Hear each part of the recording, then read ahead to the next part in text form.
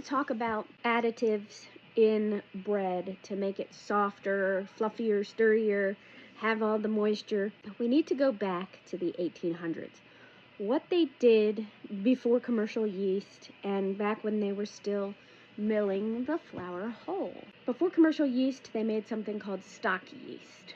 What they did was they took boiling hops tea and they poured it over top of barley malt, which is sprouted barley that's been dried, and spring flour, which is your hard wheat. And then they let this mixture ferment, and that was the yeast.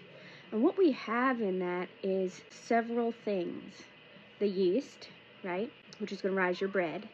The vitamin C, which came from the hops tea. And we have udane or udane, which is made from pouring boiling water over flour, and it gelatinizes the starches.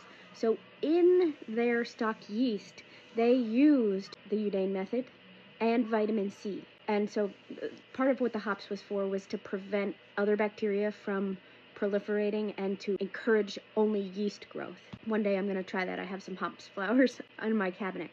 But those two ingredients, the vitamin C and the udane, are ones that I will use regularly in my bread. Vitamin C in the way of lemon juice, and then udane, I just mix up boiling water and flour into a paste, add it to my liquid, and carry on.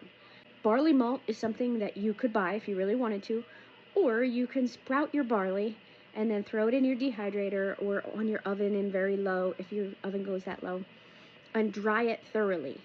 And then just add like a tablespoon of your sprouted barley to your grains, and you will have the effects just like they did in the 1800s.